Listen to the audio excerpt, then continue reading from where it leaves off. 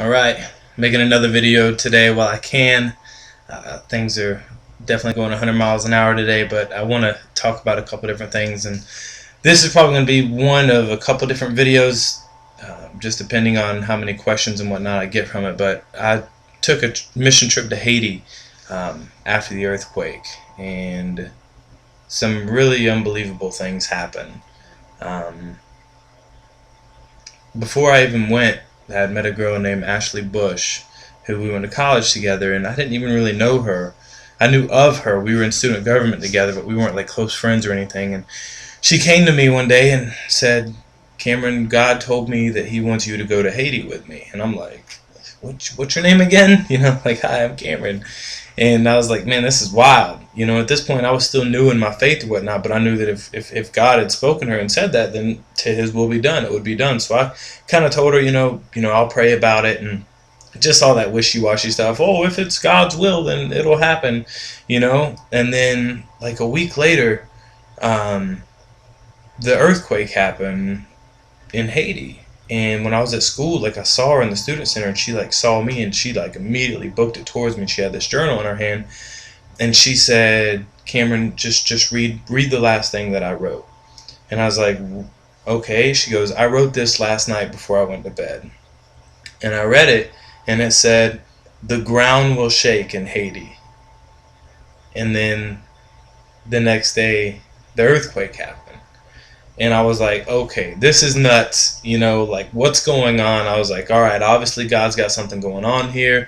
But I'm a college student, raising my little sister, and I'm broke, ramen noodles and dollar menus galore, tuna fish sandwiches and water. I mean, thank God for pizza and all the clubs at school, because that kind of got me through and kept me alive. But anyway, so like, how are we gonna do this? How are we gonna pay for a plane ticket, and then where are we gonna stay? And what's going on? I've got to take off work, and I got to find someone to watch my little sister, and it was just nuts.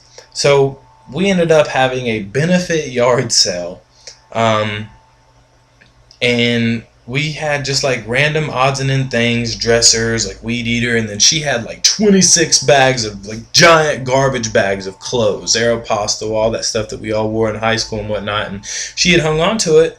And next thing you know, like, we had a little donation box too, to let people know, hey, we're going to Haiti, to try and go spread the gospel and help rebuild, and do and serve in the orphanages and do what we can, to help these people. Bad stuff's happening right now. So not only did people all of a sudden just start donating, even if they didn't like anything that we had, they started giving money. But all those clothes, like, you would be blown away at how many people came and was just going through these bags and just going through the clothes. $1 here, $2 there, $3 there. I mean, really nice clothes, but just like really cheap, like less than $3. But there was so much that we somehow, by God's grace, we came up with enough money to get our plane ticket. Plus, we had someone that said that they would match us with what we raised. Her dad, which was awesome. Um, we did it. And so we got our plane ticket. I scheduled off work, and we were meeting up with a group called Adventures and Missions over there, and we didn't know what to expect, and it was a wild ride just trying to get on the plane, because we had like layovers and stuff like that at like 4 in the morning, and we were exhausted from everything that was happening. But anyway, so we get to Haiti, we fly into Port-au-Prince, and I mean, it was a reality check real quick. I mean, any type of problems that I have over here are just first world problems. And they call them third world countries for a reason, because it's not like it is over here. And we complain about so much stuff that we have no right to complain at all, because we're not entitled to anything. We're not entitled to having running water, or garbage day. People come and pick up our garbage and stuff. Like, food that we can go, like, I've gotten mad before when I've had to wait like 5 minutes at a drive-through, like, come on, I'm hungry. Like, who am I to get upset about that? That's first world problems. I'm talking, there's people starving to death, like, literally, and I've seen it with my own eyes. Kids' bellies inflamed from malnutrition, and no clothes, and grown men bathing in raw sewage. And over there, they don't have Robertson Sanitation or a city garbage, a garbage company that hauls garbage off and stuff. Like when they have something, they throw it on the ground. Like I'm talking the rivers, the lakes, the streets. I mean, there's just garbage everywhere. Like dogs and goats and stuff running in the streets, and it's not even streets. It's just like dirt.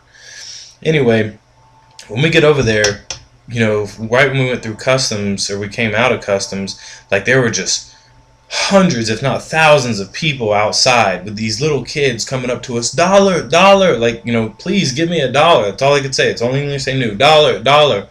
And we were wearing our Adventures and Missions shirts, so that, the group that we were meeting up with down there, like, we didn't know who we were meeting up with. We was just Ashley and I, and she said, God spoke to me and said, you're coming with me to Haiti, and that stuff happened. We raised the money, and guess what? I went. You got to be willing as a believer to have God's will be done, and I'm so glad that I did, because there were many reasons why I shouldn't have gone, according to the world.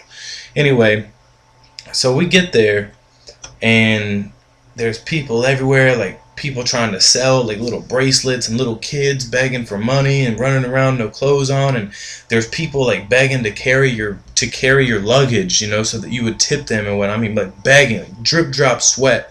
It was so hot over there. I mean, I literally lost 10 pounds in 7 days just from pure water weight. Even at night, you wake up and you're just completely drenched head to snow, like if you got any sleep at all, because it was so uncomfortably hot. So we get there, and the people see our shirts, and they call us over there, and we met a couple people, like different people, like some people came by themselves, and it was just like awesome to meet people. And we got in this van, and we traveled, it seemed like, gosh, at least 2 hours. And the whole time I'm just looking around, and I'm seeing the destruction of, they're already shacks, but now the shacks are completely like imploded on themselves into the ground, and people are trying to bury stuff, and at this point they're still finding bodies in places. I mean, it's just sheer chaos, and it completely flipped my world upside down. And I'll never forget when we finally got to our little safe house, where we all met up and whatnot, how I was just like, man, what's about to go down? And they gave us options. They said, you can go evangelize, you can go rebuild, you can volunteer at the orphanage. We had different things that we could do, and my whole purpose there was to go evangelize. And I knew that I wanted to go to the orphanage one day, and I knew I wanted to go rebuild one day. But the rest of the days, the other 5 days, I was like straight gospel. That's all I want to do, because I knew that there was a lot of voodoo practicing over there, and I knew that God was going to put me in front of somebody that was really on the dark side, and He did. So I'll make some more YouTube videos about that, about true demonic possession. It's not just a Hollywood thing, and you don't have to believe me at all. But I wasn't the only one there. I actually ended up getting separated from my group, but that'll be part of the story. But anyway, going to Haiti and being outside of the United States, you realize how truly wonderfully blessed we really are, and how thankful we should be for not to just have our job, or our clothes, or our car, or our cell phone, or a roof over our head. I mean, like, these are blessings that people truly take for granted, like I do too. And I'll never forget, I was like the first day or the second day, it was one of those two, I was walking, and I could hear that theme song from Titanic, when they're like on the boat, the Celine Dion song, and I could hear it, but it sounded like an ice cream truck. And I remember looking at my group members like, is that an ice cream truck? Like, really? Where's it at? Like, I gotta see this. And all of a sudden, all these kids, some of them were naked, some no shoes, like they were carrying these buckets. And then I kept following. I was like, what's going on? This truck turned the corner, and it was a water truck. A water truck. Like, these kids were chasing this water truck like I used to chase the ice cream truck. Like, Mama, give me some money. The ice cream truck's here. So seeing that completely, just like, I was like, my God, this is nuts. Like, we see those TV shows, the commercials where they're like, give 50 cents a day to save this child or whatnot. And we're like, oh God, that's depressing. And we turn the channel. That stuff is really happening, whether you want to admit it or not.